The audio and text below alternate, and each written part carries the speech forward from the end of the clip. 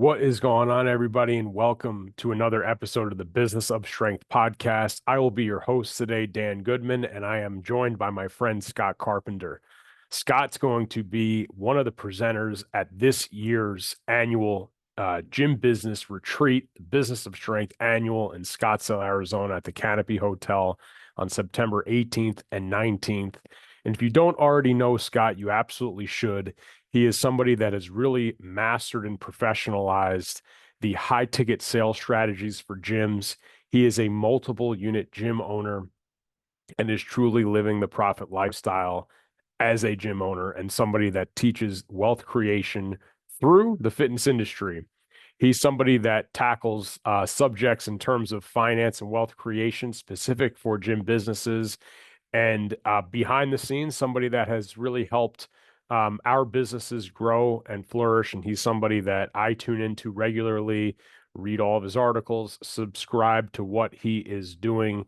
And I can't wait to learn from him even further September 18th and 19th in Arizona. Really fortunate to have him on the show here today. And without further ado, please enjoy today's episode with Scott Carpenter. Here we go.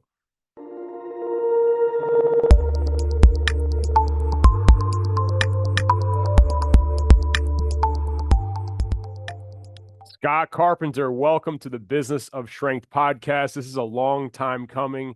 I'm super excited to have this conversation.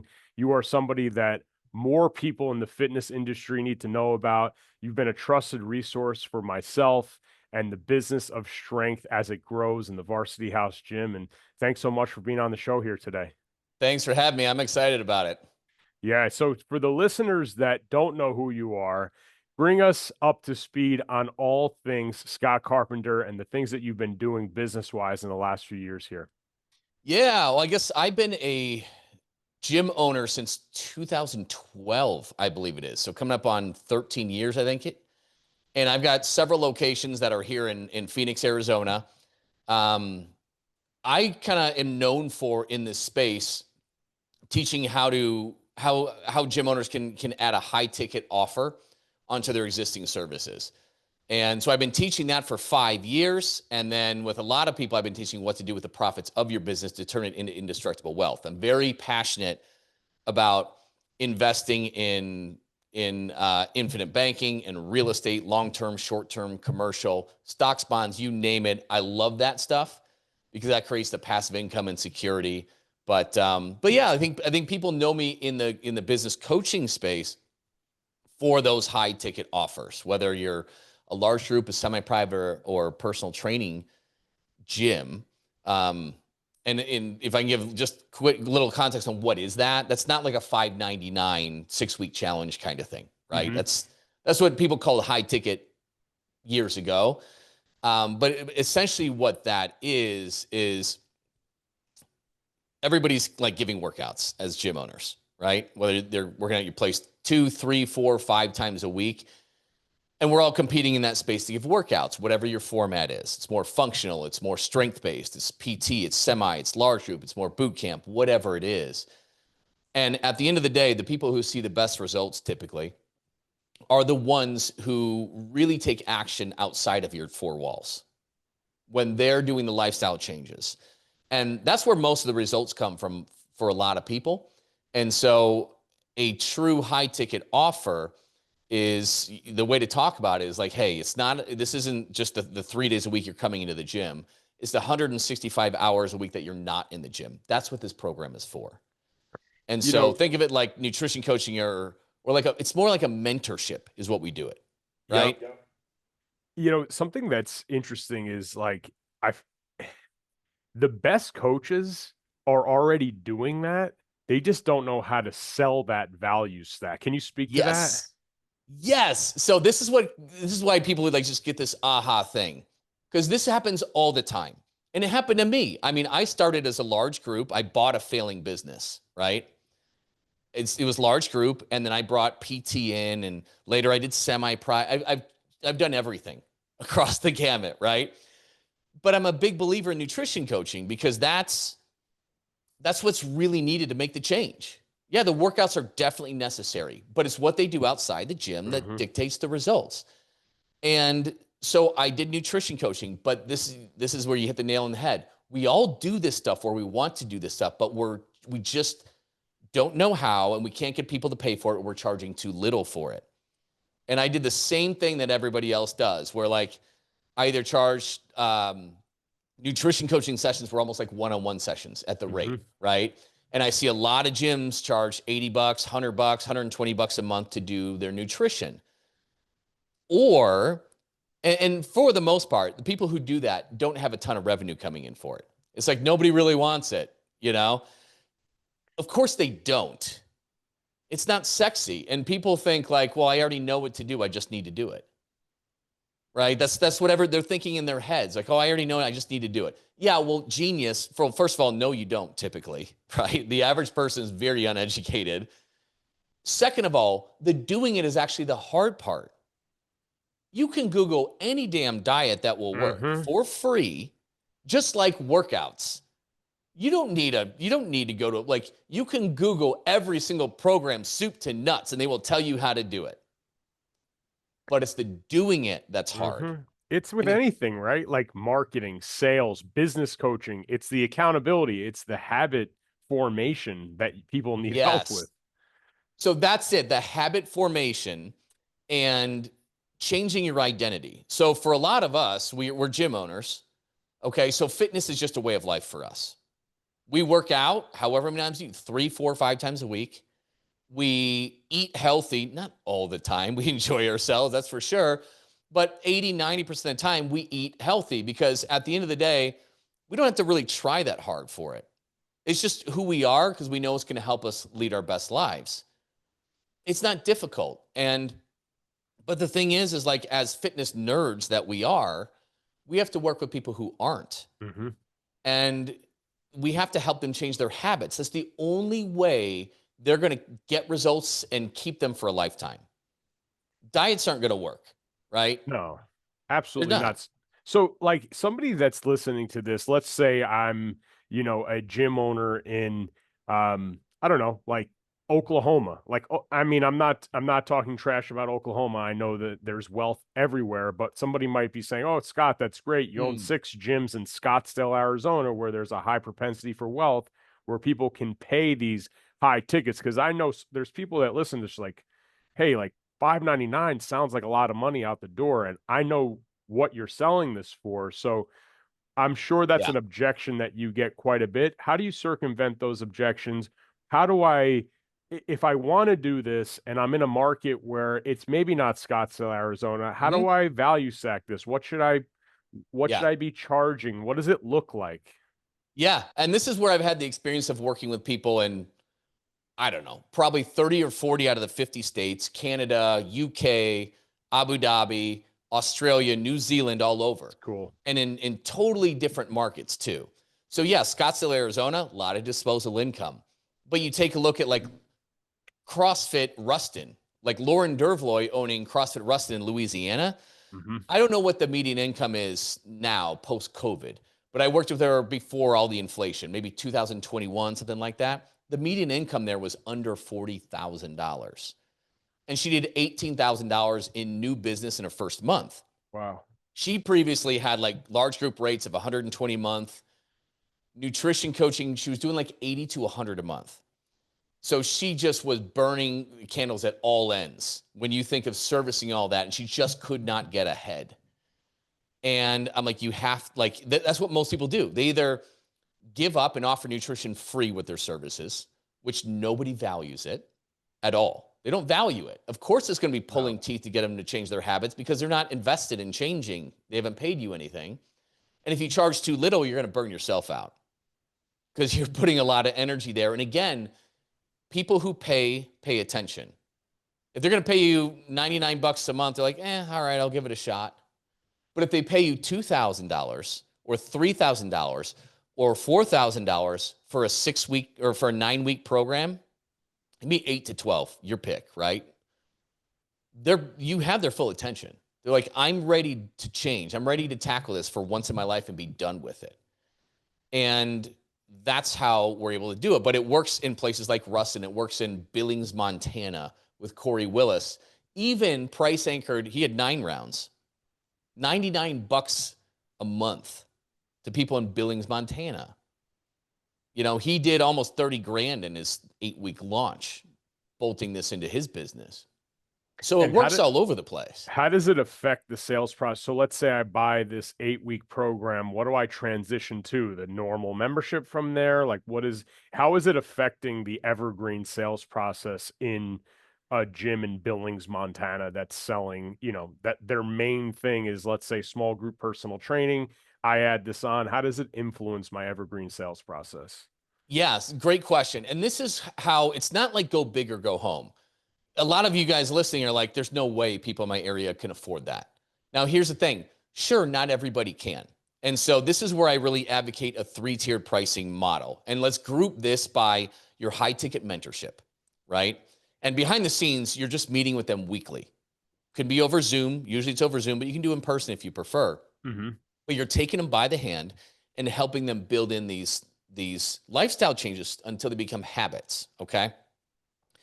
And listen, that, depending whether you're a large group, semi, these can be built several different ways, but really you're going to sell that an 8 to 12 week program. Most of the people do 9 like I do, but you're going to charge anywhere from $2,000 to $8,000 for it.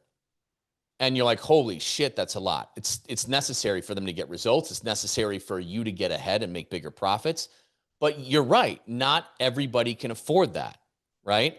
And if you learn how to do this on the sales in the right way, where you're digging behind the surface level. Oh, I'd like to lose some weight, right? Mainly I just want to be better shape, but maybe I'd like to lose a little bit of weight too. No, you got to dig a little bit deeper than that. But when you kind of find what that real problem is and force them to confront it, and how long it's been an issue for them, for a lot of people, it's been 5, 7, 13, 17 years, right? And you can list why they haven't gotten there before. And then your solution, your high ticket program is the solution. People will want to do it. But you will run into saying, hey, oh my God, Dan, like, this is the exact program I've always needed. I just didn't know existed. I absolutely want to do this, but man, $3,000, that's a lot of money. I'm a single mom. I'm a school teacher. I can't afford that. And so here's the thing. You will be surprised at how many people will find the money because of how you sell this thing in. But you will run into that objection. Mm-hmm. And here's the cool thing. This is where you'll have a mid-ticket program, which is the same thing, just far lighter on those weekly touch bases. Okay. And so, like it's like, wow, $3,000, like there's no way I could do that. I absolutely want to do it. There's just no way I can afford that. Well, what if I had another program? It's 80 to 90% of that, leaving no stone unturned, all of the workouts in here, right? Plus a custom nutrition program designed around the foods you actually like to eat. So something that you can and will do. And we're going to have touch bases along the way to dial this in so that we hold you accountable and you get there. We're going to have everything, no stone unturned to get there. But that program is only Y dollars, right? Mm-hmm. That could be, it really depends on how you want to loop it into your other stuff. That program could be $7.99, could be $8.99. It could be whatever, 100 a month or a week. It just depends on how it fits into your model, right? And then listen, if they're not interested in all that, or it's just way out of their budget, let's just get you started with the workouts. So you kind of have high, mid, and low. Your high is your mentorship, which should include your executive program, which should be 6 to 8K too. We don't have to get to that, but then you'll have your step down mid, and at the very least, you'll have your workouts only, which at that point, because you've price anchored so damn high, it'll look like you're giving it'll look so much less. It right? really does. Like, I just thinking about us, speaking out loud, like our price anchor is just the most frequency of our training programs. Yes. And we're layering in nutrition and habit building within our Facebook page, within our emails. Our coaches are trained up. We have an on-staff nutritionist.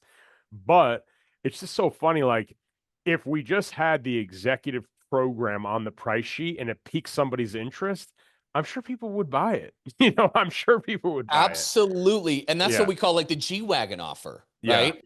So Mercedes, there's 3 types of buyers, right? Some people just want the best dollar for money, whatever, right? You can get a baseline Mercedes SUV for 42, 43 grand. Most will opt for a bigger one with a better engine and better options, right? And they're probably somewhere around the 70s is probably their midpoint. But then there's the G Wagons, which will retail. They'll start at like 230. They sell above MSRP. You have to get on a list to buy them, right? And ironically, they're the easiest ones to sell.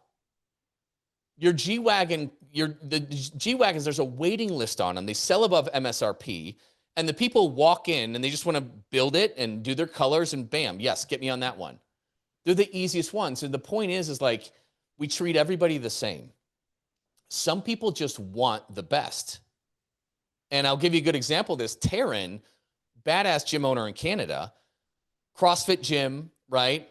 She has a lot of large groups. She also did semi-private / overlapping PT. And she really wanted to make big jumps. And so taught her high ticket. She exploded out of the gates. And then she really pushed the envelope on what she could charge too. And she had a business owner. She's like, I'm going to crush this. Shannon Logan, another gym owner, was pushed the needle and sold a 9-week program at $7,000. Taryn's super competitive. She's like, I'm going to ask for $8,000. And so she signed this guy up at $8,000 for a 9-week program. 2 weeks later, and the only difference on her G-Wagon offer was some we have them drop ship 2 meals a week to them, covering lunches and dinners. For her, these can all be built in different ways. And there's a company that I can get you wholesale discounting at. It's great. They're fantastic. You totally take out the margin of error, right? But in her executive offer, she actually just did it where she's the one doing the mentorship instead of somebody on her staff. And she charged $8,000. 2 weeks later, she upgraded his wife at the regular one, $4,000. And then a few weeks later, when she handled the renewals the right way, she got commitments for a year, okay, on this. That was over $90,000 from 2 clients, one that turned into 2. So $90,000 in revenue. Do you ever see, like, from a fulfillment standpoint, people do so well with this that they have trouble with the fulfillment? Because that's where my head goes, right? Like, we're at scale now where it's just in my head, I'm like, man, like, this sounds great, but I have, let's just say you're a listener that has 300 members. Mm-hmm. And that's real, like, yeah, how do I absolutely. fulfill this? Absolutely. And you're exactly right. And so working with Mike Dragovich right now. So he's in suburbs of Chicago. He's exactly in that position. So what I encourage people to do with that is that, first of all, the great thing is like, be a peek behind the curtains on it. You sell this, okay? And you can sell it to your existing people. There's a lot of people who are ready for more than just the workouts and to really go after this. And so there's a way to open up conversations and kind of cherry pick some of those people who are ready and bring a case study offer to them to do this mentorship. And you can just crush it with it. So he's already sold 28 grand in his first 3 weeks before we've officially done the actual launch play, which is awesome. But what we're going to do is cap it. So if you're in that thing, first of all, find out who is going to deliver the mentorship. Peek behind the curtains. It's one-on-one onboarding session. Takes it 60 minutes, okay? And the weekly touch bases are budget for around 20 to 30 minutes. Maybe 30 for your first couple, then it can go to 20. That's it. Does not have to be in person. It can be completely over Zoom. And in fact, I have multiple locations, right? I have one person that handles the majority of it virtually. I've never even met her in person. So that's pretty cool. It's crazy. And, but yeah, so it's like budget 20 to 30 minutes, budget 30 minutes to be safe per person per week. And you can have somebody on staff do it. You could do it. But here's the thing. If you have capacity, that's fine. Give yourself a capacity so you don't like screw something up, right? Because you have to learn how to get good at fulfillment and renewals to get them to commit to a 12-month on EFT on this high ticket then. So you can lead with, I'm only taking 10 people on right now. And you can be legit to that. You know what I mean? Because you can lead with that. That's how you interact with the people that would be good fit for this, that are existing members too. It'll help you sell it to new people on the front end as well when you have a capacity. And that'll let you get comfortable with it right? Get used to it, practice how to renewal and flip it into a year on EFT without, taking on too much work. Right. I listened to this too, like, and I know we've spoke a lot off camera about it. And to be honest, we have yet to do it. We've done some things to plus our 6-week transformation, which Hmm. made it more expensive, which was like our bastardized way of running more of a high ticket front end offer. We just raised our 6WT by 20% and value stacked a couple things that we're talking about. But I Yeah. love the idea of, this could be, go against the grain a little bit, but I love the idea of somebody that's listening to this by saying, like, hey, Scott has a point here. And the trial and error of saying, hey, I'm going to take 10 people and this is what it is. You hang it out Yeah. there for a select crew of people, both internal and external. And here's the deal. If it flops and you only get one person to do it, you're still getting paid. So, it's less fulfillment and you tried it. And, as we're Hmm. on the show right now, I'm jotting down a tremendous amount of notes where I'm just like, you know what is the resistance to trialing a beta test group in quarter Yeah. four? There is no, you know, There's nothing to lose, and it's so much easier. And so here's the power of it, because I've never been as good at mass volume acquisition. That has not traditionally over the years, that has not been my strength. And markets are very different. In some markets, it's easy to drive volume. In other markets, it's hard, right? Because you've got your huge flagship location, right? it, Sometimes that's not duplicable everywhere. Your other it's locations not are even here, Scott. Honestly, like it's just the I'm sitting in it right now. It's a such a it's a beast to bear. Mhm. It's great. It's great now, but it took us absolutely years to figure out the correct formula. And now it's we love it. And but it is a place, as you said, I don't know if it can be reproduced. I'm not sure if it is a reproducible model. Right. Right. And that's why your other ones are smaller. And Right, exactly. there are in everybody listening, you have market constraints. There are market constraints. And Hmm. sometimes it's based on population and density and income and culture. It's based on competition. But at a certain point, acquisition and churn will cancel each other out. Hmm. Period. And acquisition is getting more expensive. It is getting harder. I think we all know that. Hmm. But they will cancel each other out, and you won't be able to grow past a certain point. And if you're not making the profit that you need to, sometimes the easier way than trying to go more members, more members, more members, more members, more members, sometimes the easier route is, hey, out of the people who need and want more and are willing to pay more, let me have a different offer for them. And it's the power of less can be more. If you signed up 1 to 2 high ticket clients up a month and you renewed them 80 to 90% into a 6 to 12 month EFT, you'd make $100,000 more from just a handful of people. And the majority being profit. Oh, huge. I Because mean, that's the the thing. margins there are, Yeah, let's say you're charging $3,000 for it. You sign up 2 new people a month, that's 6K, right? And you do a good job. I mean, just that alone is $72,000. crazy. Okay, in a year, $72,000. Okay, let's say you suck at renewals and you're only getting 50% across. And yes, you're going to drop the price to get a 6 to 12 month. There's a specific way you do it. You invite them into an alumni program and you tease it from the get go to get them to be really compliant, and then you knock it down later. But it's well over. You sign up 1 to 2 a month. It's an extra 100 grand. Hmm. And you, whatever, if you're large group or semi or PT, whatever, you have your labor costs just on the workouts. But on the coaching side, if it's the owner doing it, this is like all profit. And if you're paying a coach to do it, it's still like It's still 80, huge. 90% profit. It's Yeah, wild. It's wild. 100%. I wanted to touch base on something for the listener that might not know, and you humbly said in the beginning that you own several gyms. You own 6 gyms, Mhm. and A couple of years ago, when I initially reached out, you were putting out content, and I just sent a flyer to you, like, "Hey, man, like this stuff is getting me to think." I don't usually reach out like this, but I'd love to jump on a call and get your perspective on how you're scaling your gyms and uh, the incentive structure and the partnerships that you do have in some of these locations.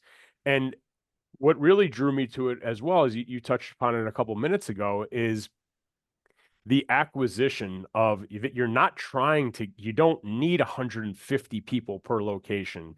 You're Yeah. really creating a sustainable, great job opportunity for the people at each site location. Can you speak to that a little bit? I mean, if somebody's trying to open their first gym or their second gym, the way that you've created it is really something that is not seen very frequently, and we would be remiss not to talk about it on the show. Yeah, yeah, absolutely. And it's evolved a lot because when I first bought, I acquired my first three gyms that were existing ones rather than starting up from scratch. And that can be messy, but I also was completely broke. I had no money. So I was able to kind of get seller financing and just, man, I just had to grind, right? So the first one I took over was a large group gym. I brought in my experience with one-on-one personal training, and then I brought in semi-private. And then as I realized, wow, hey, the majority, if you're handling sales right, the majority of people want semi-private other than large group. So I closed off large group, really just sold PT and semi-private. Then eventually eliminated in a lot of my locations the group. And so I have always adopted a less is more kind of thing. It was easier. Now I'm not hating on large group at all. You know, a lot of the gyms that I work with are large group and they're crushing it and they're killing it, right? But I realize like for me, it's a lot easier to need fewer people that value me way more and pay more. And they're easier clients. I think we all know that the people that pay the least are the biggest pains in the ass. They have the most 100%. requests. They Oh want the yeah. most exceptions. They're the first ones to point out how much money they spend, even though they're at the very bottom of the list, so on and so forth. Meanwhile, at the other end of the spectrum, the people that are paying $900, $1,000 a month for the last 9 years are the ones who appreciate us the most, complain the least, easiest to satisfy. And it's like, man, if I can just attract a few more of those, shit's a lot easier, right? Now, I didn't know how to position the rest of everything in the high ticket stuff, but with PT so like once I got rid of large group, I ran with PT and semi-private for a very long time. And then what happened was out of necessity, I had to train multiple PT people at once. I remember at my Desert Ridge location, it was the perfect storm where, management mistake, not requesting off. Everybody was off at the same time, right? And so I remember distinctly there was Kent and there was Chris. They've been training at the same, I think it was 5 a.m.s or 5:30 a.m.s, 3 times a week for a year or two at this point. I'm like, hey, listen, I've got everybody out. Do you mind if I train you at the same time? Like, oh, of course, not at all. You know what I mean? They were right next to each other for years doing this. And then what I realized, it's a better experience. One-on-one can get very rent-a-friend, Mm-hmm. right? It can get very boring. Not much work gets done. It's more about the Rent a person. friend. I never heard that. That's good. Oh, yeah. Oh, Yeah, yeah. yeah, yeah. And that's a dangerous spot to be in Yes. because sometimes, I mean, the relationship is important, but a lot of times that the client realizes, hey, this is just the trainer talking about their weekend and stuff like that. Mm-hmm. And I don't, that can happen. And, but anyways, and it's all about that one-on-one relationship. If I lost that trainer, a good chunk of his clients is leaving too. And so I kind of merged one-on-one and semi-private into what I call overlapping personal training. And nobody has to do this, but a lot of group places or small group, large group, whatever, also have some PT. And so it's kind of like if semi-private and one-on-one PT had a baby, that's what overlapping personal training is. So unlike semi-private, I don't have to decide to open up new days and times. Mm-hmm. And now I got to staff it and pay somebody or be there, whether there's somebody or not or whatever. So what I do is I treat them just like one-on-one clients. Now, best practice, try to get as many of them in recurring spots as you can, right? And then, but you do that, and then like, oh, hey, I'm going to leave for the weekend. Can I come in on Thursday instead of Friday? Yeah, no problem. I'll just move you over, right? So what I did was treat them like one-on-one clients. When they happen to overlap, they happen to overlap. So we have a capacity of up to 4. Occasion we'll squeeze in a 5th, right? And we're, their programs are individual to them, blah blah blah, but it's Mhm. appointment based still. Within And within a range of time. yes, yep, And yeah. are they booking the session, or is the facility Nope. leader booking the session? It's all with the trainer handles that scheduling. Got it. And You is the can do it price the other way. right? Is the price point like what is the price point in Scottsdale? Like, is it $100 a session? Like, what is it typically? No, it's typically so, and when they're not all in like high income areas, like the one on 7th Street, you'll see crackheads walking around on the streets talking to themselves. You'll see it if you drive up. So I've got them in different areas: Phoenix, Scottsdale, Glendale, Mesa. They're all in kind of different areas and a different mix of demographics too. They're not all in like pristine, beautiful Scottsdale.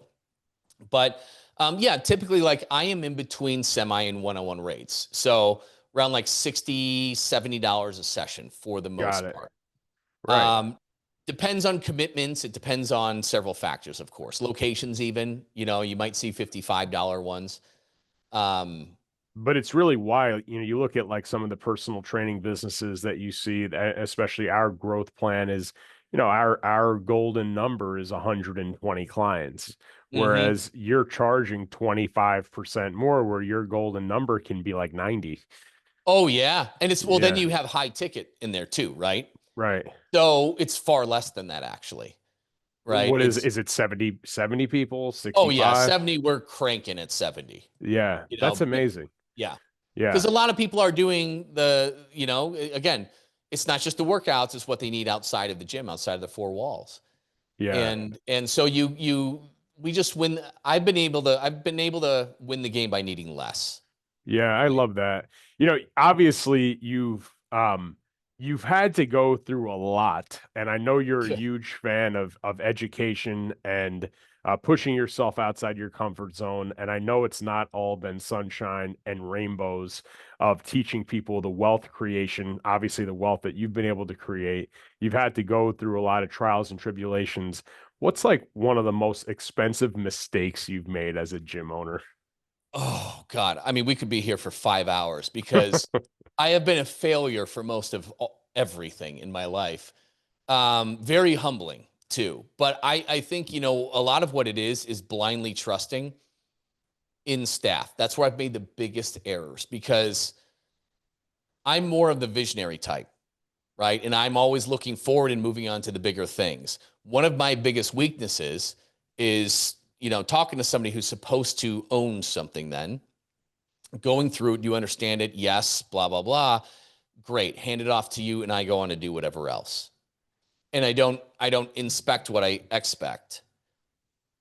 And I've allowed people to lie to me, whether I knew it or not, or had an underlying suspicion. Like if I had an underlying suspicion, I'm too busy. I don't have time to address it. And I keep doing what I'm doing. And oh my God, I've had some catastrophic blowups from that. Where there might be some red flags there, but I'm too busy, so I'm not going to look into it. And I had one guy, so this is my like employee number one, and with me from the get-go, right? And I had bought the first location, got that up and running.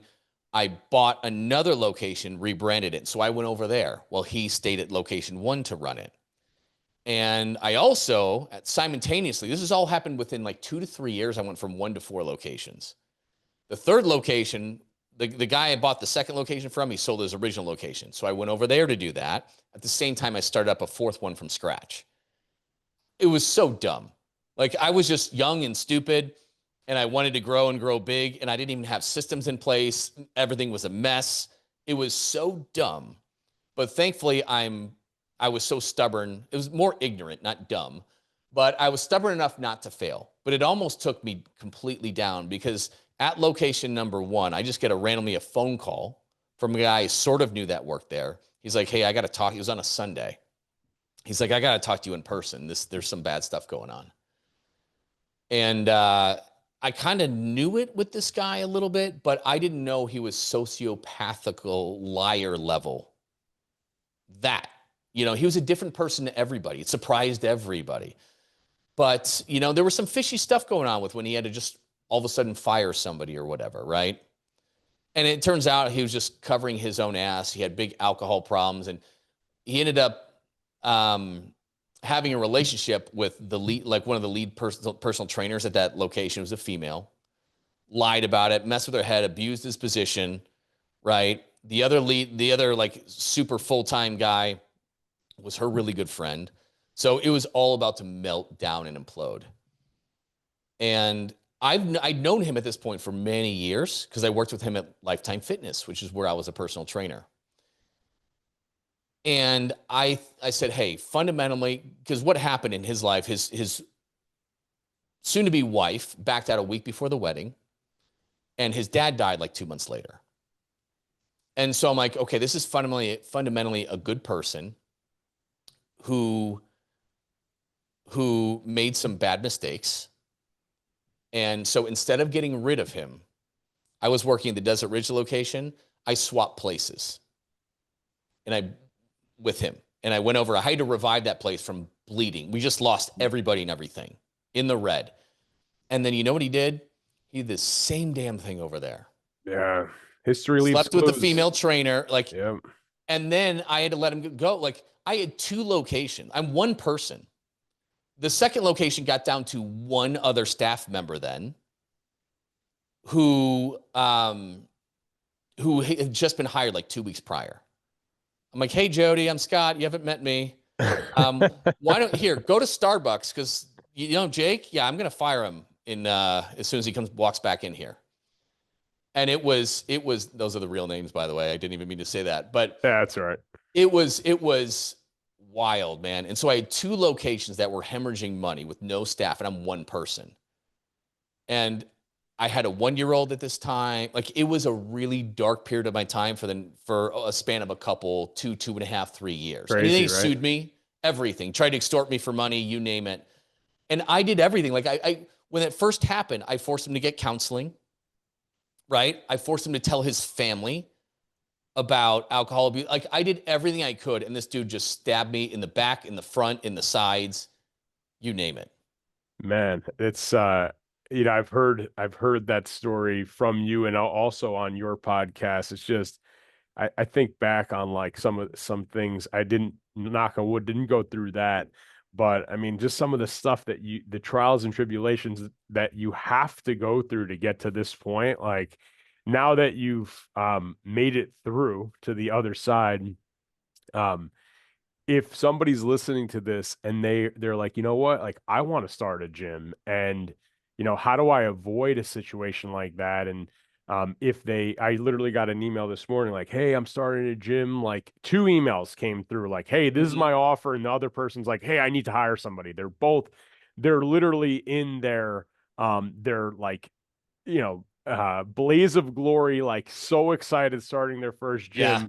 What's something, and I know they'll both listen to this show, if you're starting a gym from scratch, Scott, what do you have to be wary of? Like, what's a system that is like locked down day one?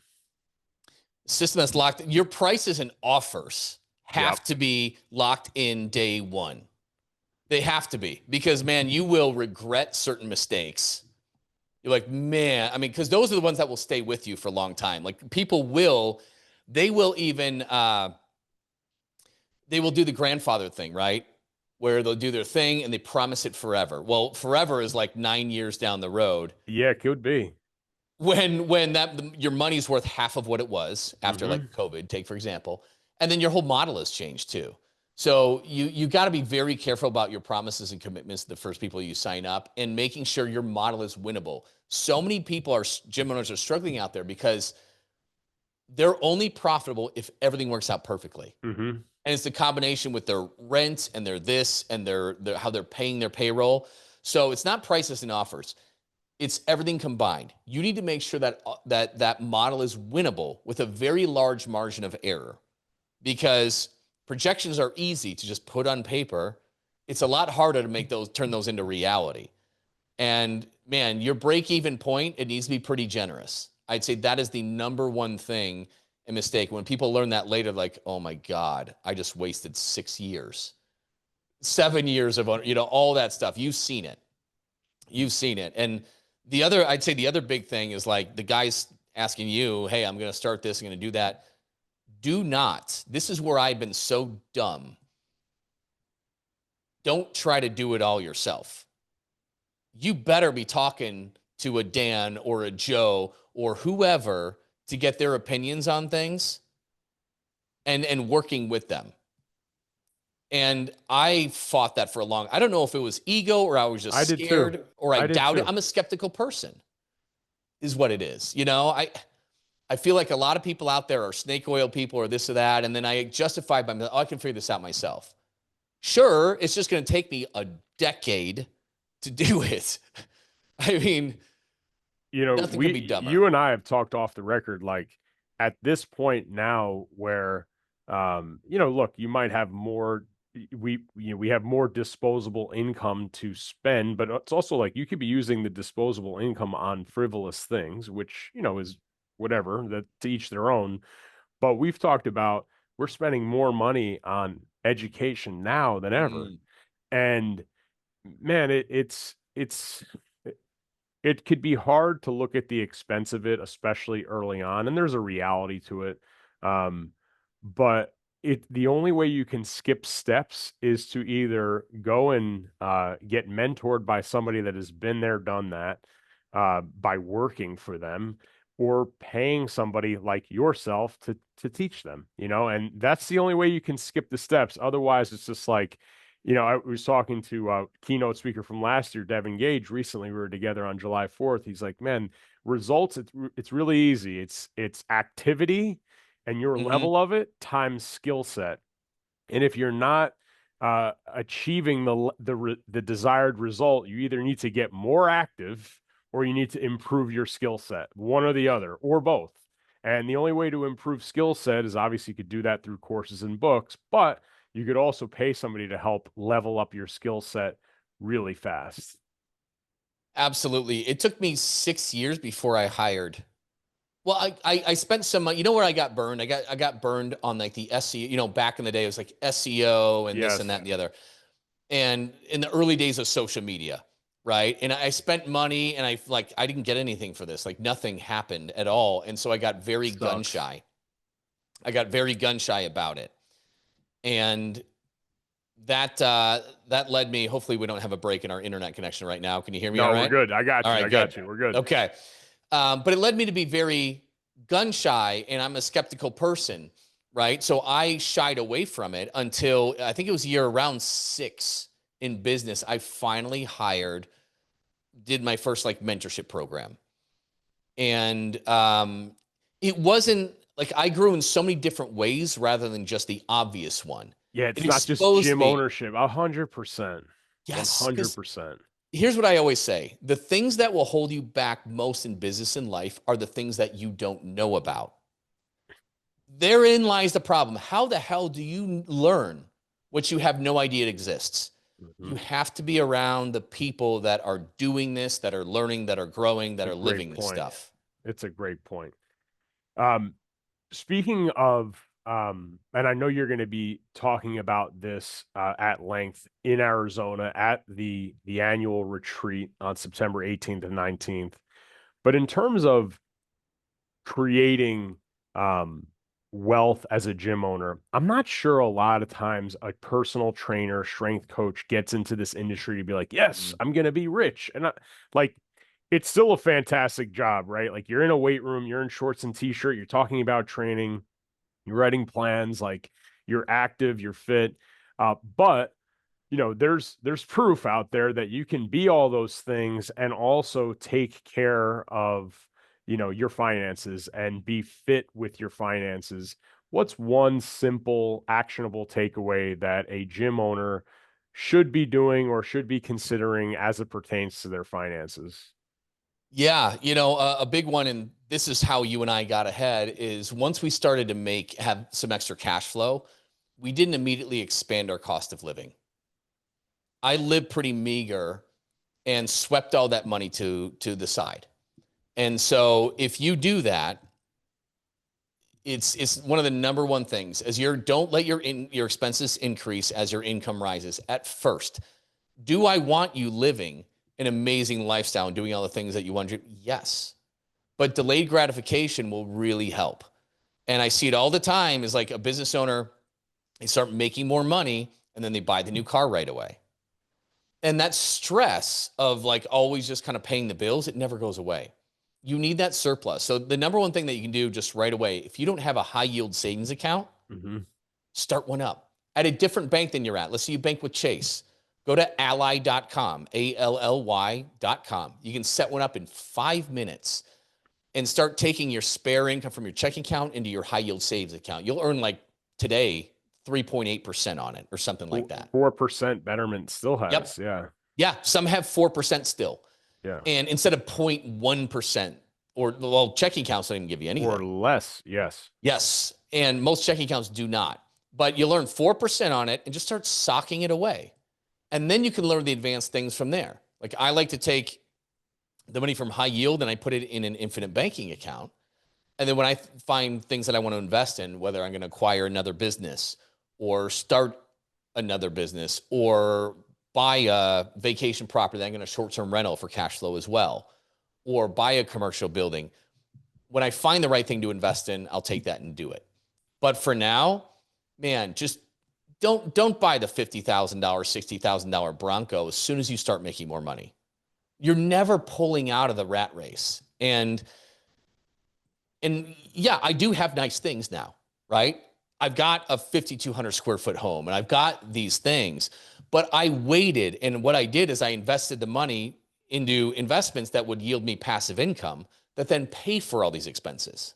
So how long do you wait? Like, I think that's a tough question where it could be a question where it's just like, how do I know I'm at the level to go buy the Bronco or move from an apartment and buy my home? Like, how do you know, like, what is there a set point? I know I'm sure it's different for everybody, but if you were given some advice to what the set point should be, what's your recommendation? Yeah, it is unique because cost of living is obviously a lot different. And do you have kids? Do you not have kids? All that stuff. So a lot of it is just, hey, let's lay out 4 levels of lifestyle budgets. One is your current lifestyle budget, writing out those expenses and seeing what those are on a monthly basis, right? Because the idea is, can you sweep an extra $500 into a high yield savings a month, right? But figuring out what that is, it's also nice to see your BAM, which is your bare ass minimum. If things got tight, what's your bare ass minimum to get by, right? That's also nice to see. And because that's a good goal to hit with passive income. Could I get passive income covering my BAM eventually? That's awesome. You're technically financially free. But what's your current lifestyle? And then what's a little bit of a comfortable lifestyle? So maybe you do upgrade your car. Maybe it is buying a house or upgrading your house or moving into a 2-bedroom from a 1-bedroom if that's where you're at. Everyone's in different stages of life, right? But hey, man, things would be pretty sweet if I got there. So I don't want you to immediately jump from your current lifestyle to your comfortable lifestyle. Okay. And then there's the 4th one is your profit lifestyle. That's for like, you're living the dream, baby. Right. But it's great to like write out all those expenses and what they are and see where you're at. And I do want you moving from your current to more of a comfortable one, but not until you're sweeping money aside. Right. And not until you're making some investments in some way, shape, or form. And those should be automatic. When you say sweeping, like I think sometimes every month automatic as a bill. Yep, exactly. There's 2 ways to do it. It's like, yeah, you have your automatic. And then what I did as I started to make more money, I gave myself a lifestyle budget. It was X $1,000s a month from my business to my personal checking, right? Anything that I made above that, I'd sweep into the high yield savings and start doing more and more. So I pretended like I wasn't making more money from a personal lifestyle expenditure, It takes a lot of discipline to do that. And one thing, like I know with Betterment or Ally, you can set it up as a bill direct Yeah. from your paychecks or however you want to do it. Yeah, absolutely. No, that's great. Absolutely. And so pay yourself first. You've kind of heard that. It's kind of like that. Yeah. And give yourself a budget. I'm going to transfer this amount. I still do it to this day, right? Now I do the advanced stuff as a business owner. I am an S corp to pay myself a low W-2 so I Yep. don't have to pay self-employment taxes on the rest, but I have my low Same. W-2 and then I have my automatic from business into checking account for my draw. And I live on that. I Hmm. budget on that. Everything else sweeps and I invest. Yeah, And it's then awesome. over time, I increase the amount that I'm paying to myself too as it's stable. You helped us with that. We switched that last year per your advice, which has been great. Always at this point in the show, I like to ask guests, is there anything that we haven't covered here today that you wanted to talk about? Oh man, put me on the spot there. Um, Dave Tate did that to us when we were out there for the table talk. I'm like, man, and yeah, he really got me the first time. I was like, holy shit. The second yeah, time I was more prepared, but I love asking this question because I think you get a lot of honest answers. yeah. Listen, I think the biggest thing is that it's not all rosy. I have been through hell and back in gym ownership. Even before that, I destroyed my credit. I had to rebuild everything. I was hundreds of thousands of dollars in debt. And I quit my career. I moved out to Scottsdale, Arizona. I started as a personal trainer. And I mean, my credit score was in the 400s. I had 3 properties in foreclosure. Wow. I had multiple credit cards in collections. I think the big thing that I just want to share, guys, is that it's easy to see people above where you're at and just like, oh, I wish I was there and or I'll never get there. Like you're going to be filled with doubt everywhere.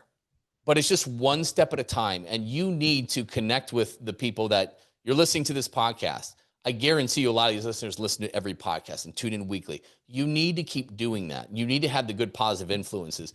And Dan and Joe, it's sure as shit, they made a lot of mistakes along the way. I think number one, if you're at a point where you're really frustrated with yourself, that's okay. Everybody has been there before. In my dark, I've had several dark moments. And if I can offer one piece of advice, if you're going through that, this is a book recommendation I've recommended more than anything else and gifted more than anything else. But it's The Obstacle is the Way by Ryan Holiday. And when I was going through my dark periods where I'm going into work at 4:15 to get there for a 4:30 client in the morning, 5 days a week. His name was John. He's dead now. He was a horrible human being, but I couldn't afford to fire him because I needed the money. Like he's just insane. Like I was going into work at 4:15. I wasn't getting out till 7 or 8 p.m. I was working Saturdays and Sundays while trying to marry my wife while raising a 1-year-old. It was horrible. It was horrible. So I don't want to be up here preaching like, oh, it's just so simple and all you got to do is X, Y, and Z. This is going to be hard. Expect it to be hard. Play the game so it's easier. Learn from the people who've already made the mistakes. But man, if you're struggling out there, just it's one day at a time, one step at a time, and you can do Yeah. it. My saving grace was that book. I read it like 5 times and listened to it when I I was need to going through check it out. my hardest moments. And then it was the moments on a couple podcasts where very successful people were talking about their hopeless, their biggest mistakes and the points in time when they were hopeless. It felt like a total failure. That got me through it. And That's awesome. even if you're doing well and you're stuck and kind of getting frustrated because you realize I have more to grow, I'm just not really realizing my potential and I just don't know how to grow past it. Hearing those things helps because you can bust past that plateau. And that can be just as frustrating as when you're really eating crow too. So Yeah, that's awesome. Scott, I mean, I'm here with a notebook. I took down, as always, when I speak to you, pages of notes. I got things that I need to consider and take action on. And for people that want to learn more from you, where can they find you? yeah, Facebook is, Scott Carpenter. On Instagram is at Coach Scott Carpenter. I'm in the middle of kind of a rebrand, with all that I do in business and wealth. But if you go to theprofitlifestyle.com, you won't see a lot of the gym business stuff on there, but you'll see more of the wealth building. you can find my contact and email, or Scott at the Profit Lifestyle works as well. So Yeah. never, don't be shy to send me a message and just ask for a book recommendation or this or that. It's not a big deal. I read all the mail. So I'd be happy to hear from anybody listening. Awesome. Well, Scott, thanks for being on the Business of Strength, and I'll see you next month. Thanks a lot, Dan.